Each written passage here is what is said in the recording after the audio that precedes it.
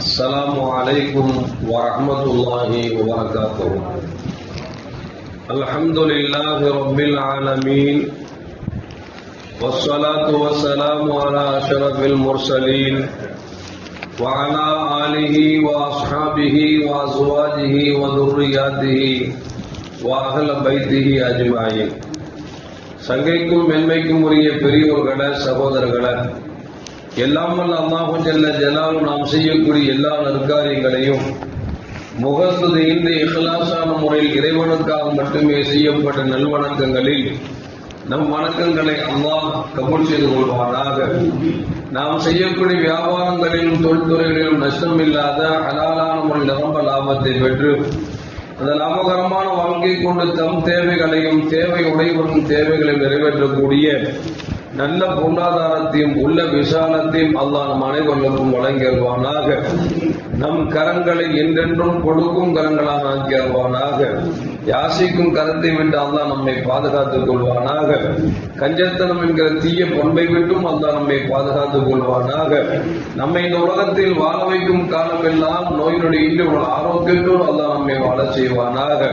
அந்த ஆரோக்கியமான வாழ்க்கை கொண்டு அல்லாஹ் ரசூலை நெருங்கக்கூடிய அனைத்து நல்லவர்களையும் புரியக்கூடிய நல்ல முத்தகீன்களின் கூட்டத்தில் அல்லாஹ் நம்மை ஆக்கி அருள்வானாக. திடீர் மரணங்களை விட்டும் தீய மரணங்களை விட்டும் நம்மையும் நம் குடும்பத்தையும் நம் சமூகத்தையும் அல்லாஹ் முழுமையான முறையில் பாதுகாத்துக் கொள்வானாக. மருத்துவமனையின் செலவினங்களை விட்டும் வேதனைகளை விட்டும் அல்லாஹ் நம்மை காத்தருள்வானாக. நம்மில் யாரெல்லாம் நோயால் பாதிக்கப்பட்டு வீடே கதி என்றும் ஆஸ்பத்திரியை கதி என்றும் அல்லல் பட்டும் அவதியுற்றும் இருக்கிறார்களோ அத்தனை மக்களுக்கும் வெகு விரைவில் நோயை போக்கி உடல் ஆரோக்கியத்தை வழங்குவதோடு அவர்களை கொண்ட ஒரு குடும்பத்திற்கும் சமூகத்திற்கும் நல்ல பலன் தரக்கூடிய மக்களாக ஆக்கி அருள்வானாக. நாம் இந்த உலகத்தில் வாழ்ந்து மறைகிற நேரத்தில் லா இலாஹ இல்லல்லாஹ் முஹம்மதுர் ரசூலுல்லாஹ் என்ற கலிமாவை மொழிந்து ஜன்னத்துல் ஃபிர்தௌஸை கண்ணால் கண்டு மகிழ்ந்து சிரித்த வண்ணமாக மரணிக்கக்கூடிய நல்வாக்கியம் பெற்ற மக்களில் அல்லாஹ் நம்மை ஆக்கி அருள்வானாக. மரணித்தும் மரணிக்காத இறைநேசன் கூட்டத்தில் நம்மை ஆக்கி அருள்வானாக. நாளை மறுமையிலே கண்மணி முஹம்மது ரசூலுல்லாஹி ஸல்லல்லாஹு அலைஹி வஸல்லம் அவர்களின் திரு கரங்களால் ஹவுதுல் கௌசர் என்கிற தடாகத்தில் நீர்வருகி அன்னாரின் ஷஃபாஅத்தை பெற்று அன்னாரின் கரப்பெடுத்து ஜன்னத்துல் ஃபிர்தௌஸ் என்ற உயர்ந்த சொர்க்கத்தில் அவர்களோடு அல்லாஹ் நம்மை சங்கமிக்க செய்வானாக. எல்லாவற்றுக்கும் மேலாக இறை அன்பை பெற்று இறைவனை பார்த்து பரவசம் அடையக்கூடிய அவர்கள் நிக்காவையும் ரிதாவையும் பெற்ற மக்களில் அல்லாஹ் நம்மை ஆக்கி அருள்வானாக. அருமையான மூமின்களே, கண்மணி முஹம்மது ரசூலுல்லாஹி ஸல்லல்லாஹு அலைஹி வஸல்லம் சொல்வார்கள், அந்நிய பெண்ணை பார்ப்பது என்பது பாவகரமான செயல் என்றார்கள் பெருமானார் ஸல்லல்லாஹு அலைஹி வஸல்லம். இன்னும் ஒருபடி மேலே சொன்னார்கள், யார் அந்நிய பெண்ணை பார்க்கிறார்களோ அவர்கள் பார்வை கண்ணால் விபச்சாரம் செய்தவர் என்று பெருமானார் ஸல்லல்லாஹு அலைஹி வஸல்லம் சொல்லுகிறார்கள்.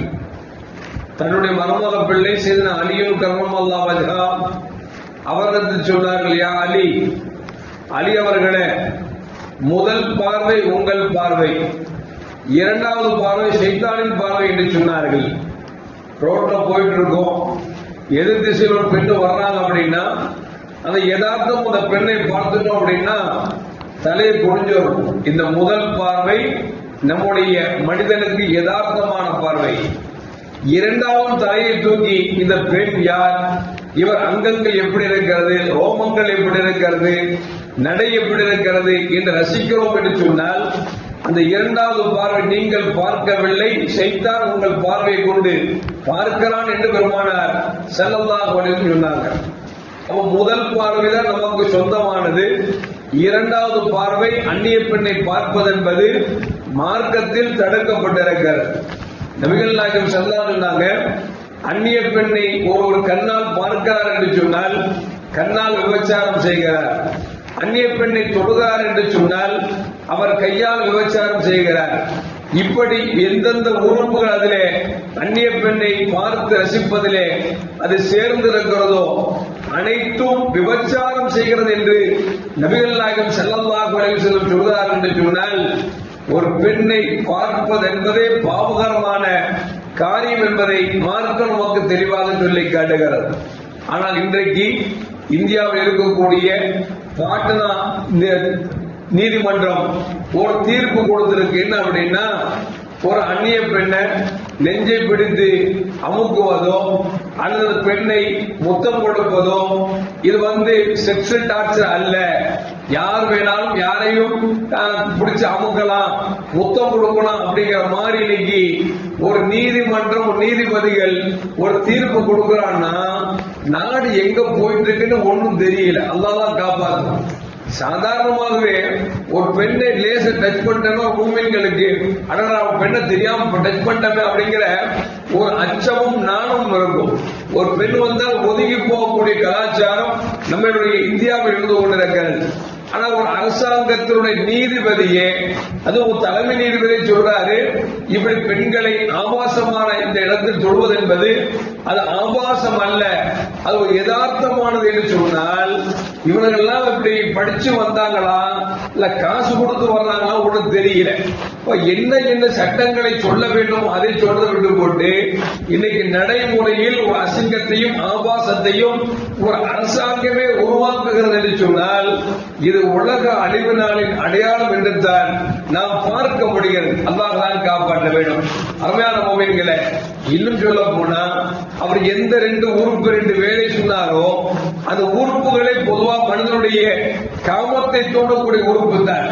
அந்த காமத்தை தூண்டக்கூடிய பொறுப்பை பிடித்து நீங்கள் நசுக்குவது என்பது பிடிப்பது என்பது இது குற்றம் அல்ல என்று அரசாங்கம் சொல்கிறது என்று சொன்னால் எவ்வளவு கேவலகரமான ஒரு நீதிபதியாக இருக்க முடியும் என்பதற்கு யோசித்து பார்க்க வேண்டும். அருமையான மோமின்களை பார்க்கிறோம். ஆணும் திருமணம் முடிக்கலாம் என்கிறான், ஒரு பெண்ணும் திருமணம் முடிக்கலாம் என்கிறான், ஒரு ஆணும் பெண்ணும் திருமணம் முடிக்காமலேயே ஒரு வைத்து கொள்ளலாம் என்கிறான். இதெல்லாம் வந்துருச்சு அப்படின்னா மனுஷ வாழ்க்கையே இல்லையே, மிருகத்தனமான வாழ்க்கையா போயிருமே.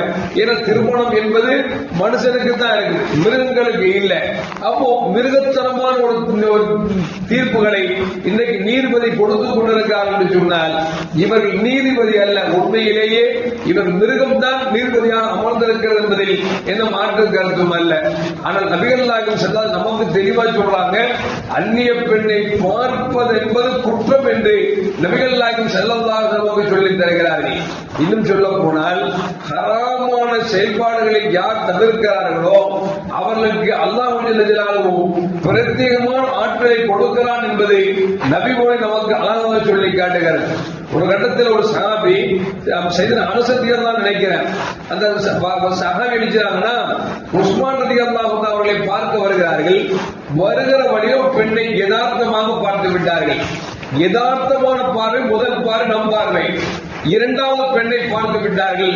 அந்த பார்த்துட்டு மனசு குறுகுறுத்துட்டு நினைச்சாங்கன்னா சையதுனா உஸ்மான் ரலியல்லாஹு அவருடைய வீட்டுக்கு வருகிறார்கள். உஸ்மான் ரலியல்லாஹு அவர்கள் அந்த சஹாபியை பார்த்துட்டு சொன்னாங்க, கண்ணால விபச்சாரம் செஞ்ச மாதிரி இருக்க அப்படின்னாங்க. இவங்களுக்கு அதிர்ந்து போயிட்டா, நான் எங்கோ ஒரு பெண்ணை பார்த்தேன், நான் பெண்ணை பார்த்தது இவர்களுக்கு எப்படி தெரிந்தது தெரியவில்லையே என்று நினைத்துக் கொண்டு சொன்னாங்க, நான் ஒரு பெண்ணை திரும்ப திரும்ப பார்த்தேன் என்பது உங்களுக்கு எப்படி தெரியும் என்று கேட்ட பொழுது சொன்னார்கள், விபச்சாரத்தின் அடையாளம் உங்கள் கண்ணில் தெரிகிறது என்று சொல்லி சையதுனா உஸ்மான் ரலியல்லாஹு அவர்கள் அகப்பார்வையால் பார்த்தவர்களை எச்சரித்தார் என்று வரலாற்றில் வருகிறது. எதற்கு சொல்ல வேண்டும் சொன்னால் அருமையான மக்களே, நாம் நம்முடைய பெண்களை பார்ப்பது, நமக்கு ஹலாலான பெண்களை பார்ப்பது கூடும், அதே நேரத்தில் அந்நிய பெண்களை பார்ப்பது என்பது, கொடுப்பது என்பது, பேசி ரசிப்பது என்பது இதுவெல்லாம் மார்க்கத்தில் ஹராமாக்கப்பட்டிருக்கிறது. ஏனென்றால் நபிகள் நாயகம் ஸல்லல்லாஹு சொல்வார்கள், பெண்கள் வெளியே வருகிற பொழுது ஷைத்தான் அவளை அழகுபடுத்தி காமிக்கிறார்.